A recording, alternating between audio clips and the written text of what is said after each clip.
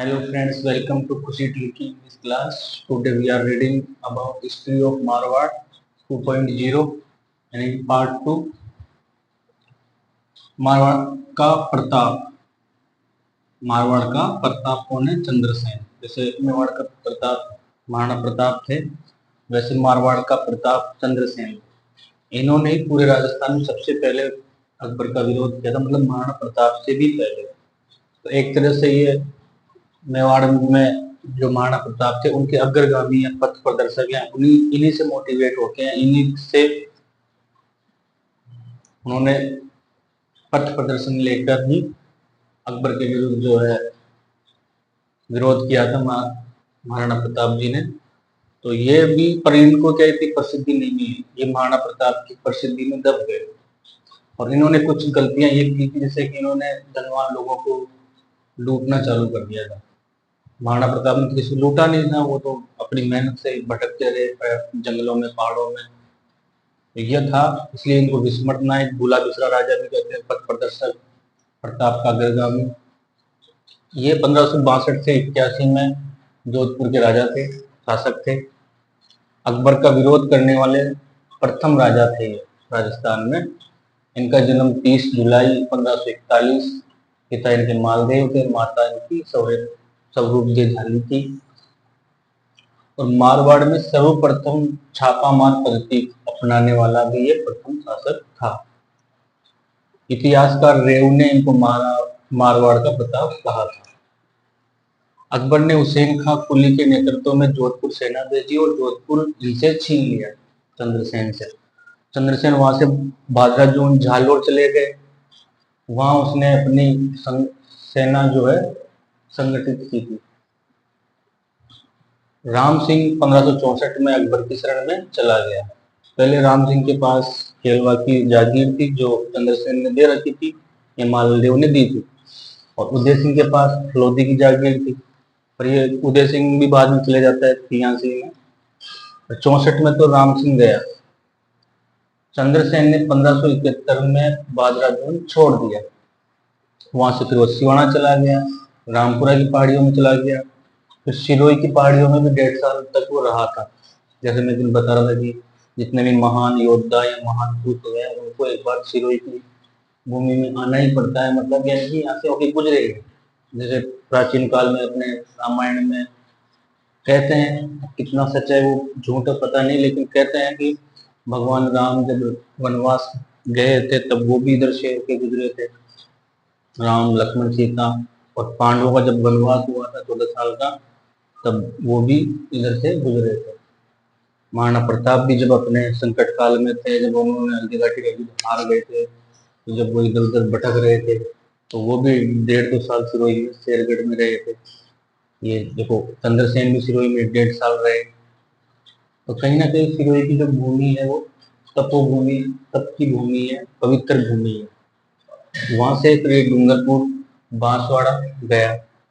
अकबर ने 1562 में अलवर, मेड़ता, नागौर, अजमेर जीत लिए 1562 में। 64 में जोधपुर को भी जीत लिया। ये 64 में तो राम सिंह गया था, राम सिंह जब गया तो उसने फिर सेना भेजी थी और सोरठ जीत लिया। और 67 में फिर चित्तौड़ जीत लिया था। 69 में रणथंबोर। और चंद्रसेन के सहयोगी थे रावल सुखरा, सूजा और देवीदास। अब राय सिंह को 1572 में जोधपुर का प्रशासक नियुक्त कर दिया, इसको संभालना है इसको। 1574 में चंद्रसेन जो है छोटे छोटे विद्रोह तो कर ही रहा था पहाड़ियों से, जंगलों से। तो 74 में फिर इसके विरुद्ध भेजा दंड देने के लिए। 1572 से 81 जोधपुर का शासक प्रशासक राय सिंह था। और 1581 और 83 यानी 2-3 साल ये जोधपुर खालसा रहा था, मतलब कोई भी इस पर अधिकारी नहीं था। 1581 में राय सिंह को बलूचिस्तान और काबुल में मान सिंह जो पहले से वहां पे था, विद्रोह दबाने गया हुआ था, उसकी सहायता के लिए राय सिंह को भेजा।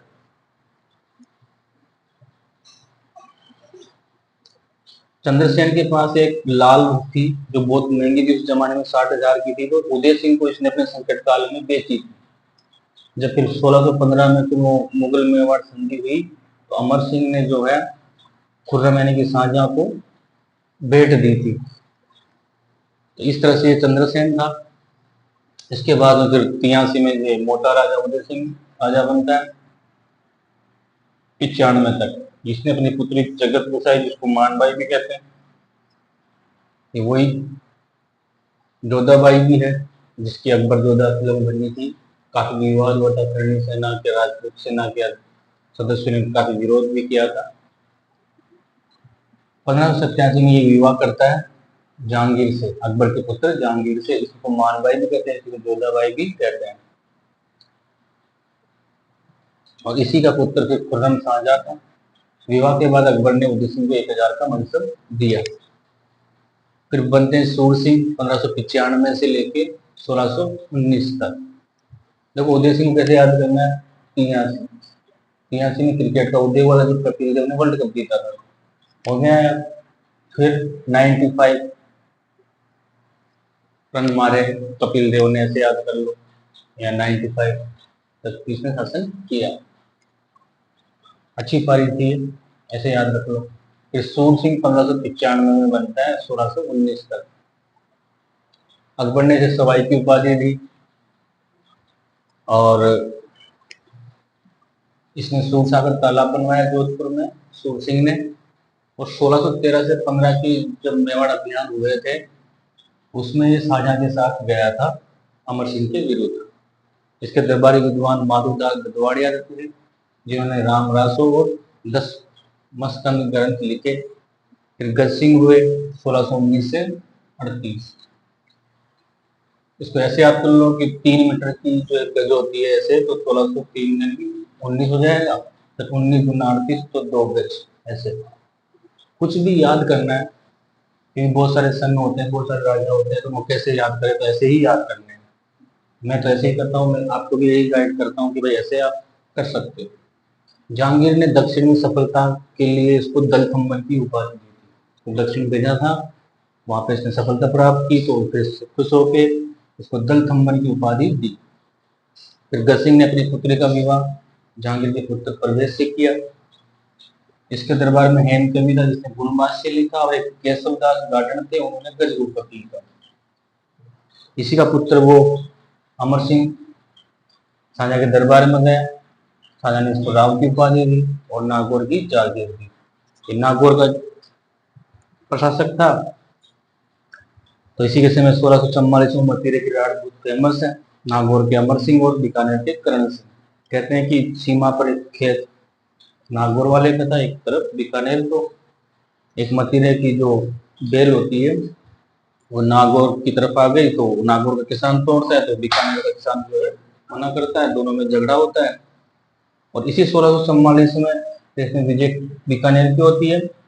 इसी 1644 में यह आगरा में शाहजहां के दरबार में जाता है। वहाँ शाहजहां का साला था सलावत खां, उसको तलवार से चीर के मार देता है।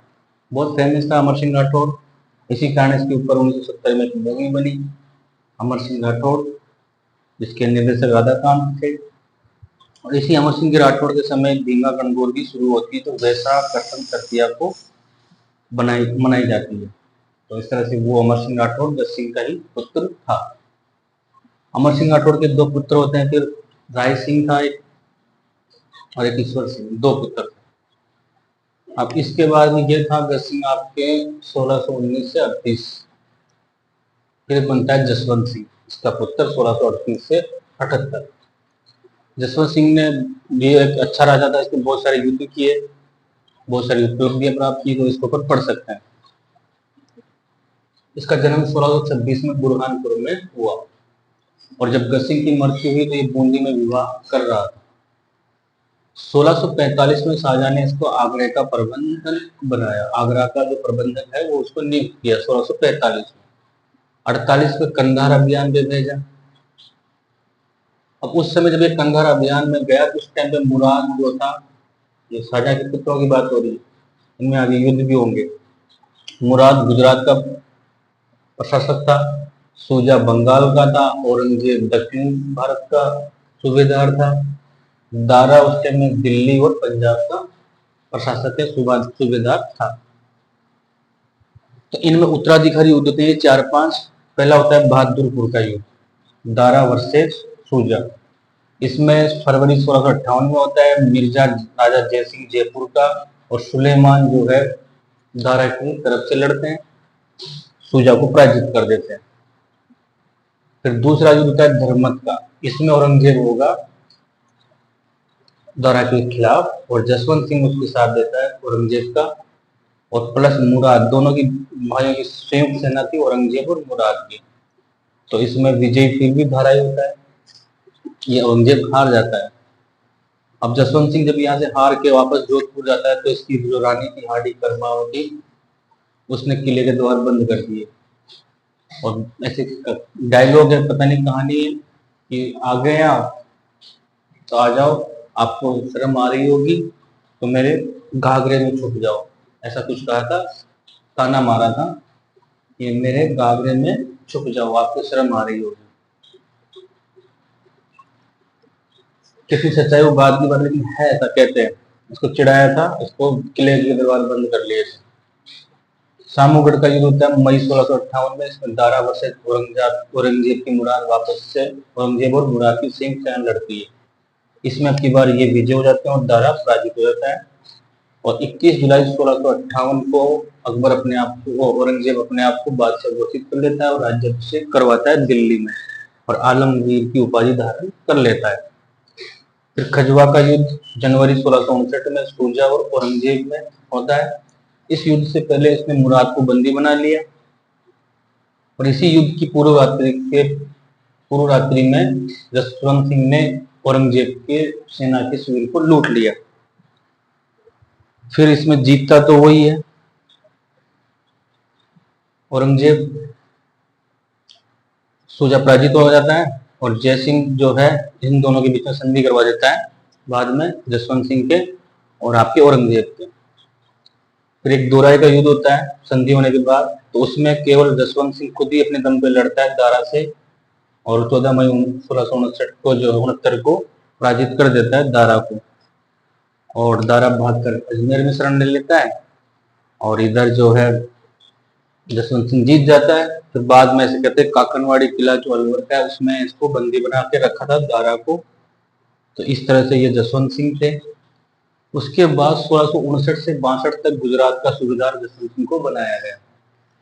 1662 में शाइस्ता खां के साथ भेजा शिवाजी के विरुद्ध, शाइस्ता खां के साथ, और 1663 में शिवाजी ने पुनः दुर्ग कर शाइस्ता खां के ऊपर रात्रि जो आक्रमण किया वो बहुत फेमस है। उसी रात्रि आक्रमण से शिवाजी की जो है प्रसिद्धि बढ़ गई थी 1663 में। फिर 1667 में पुनः शिवाजी के विरुद्ध जसवंत सिंह को भेजा गया। उस समय नैणसी और सुंदरदास जो कवि थे, नैणसी और उसका भाई सुंदरदास भी पुनः आक्रमण जब किया 1667 में, तब इनके साथ थे जसवंत सिंह के। कहते हैं कि इन्होंने इन दोनों को जेल में बंदी बनाया था कि वो इन्होंने कुछ राजकोष के जो आर्थिक मामले होते हैं उनमें दखलंदाजी करके कुछ पैसा गड़बड़ कर दिया था, ऐसा कुछ है। रास्ते में आते टाइम इन दोनों की हत्या करवा दी, नैणसी और सुंदर दास की। कहां से? महाराष्ट्र से आते टाइम। और 1673 से 78 के बीच इसको काबुल का सूबेदार बनाया गया, और वहीं पे फिर जामरूद काबुल में इसकी 78 में मृत्यु हो जाती है। इस तरह से जसवंत सिंह की कहानी खत्म हो जाती है। अच्छा शासक था, इसमें काफी युद्ध लड़े मुगलों की तरफ से, और कई अभियान किए इसने जसवंत सिंह ने। वही एक अच्छा शासक था मारवाड़ का। इस तरह से पार्ट 2 था मारवाड़ का। नेक्स्ट पार्ट 3 पढ़ेंगे जिसमें अजीत सिंह, दुर्गादास राठौर ऐसे राजा हम पढ़ने वाले हैं। Okay, best of luck.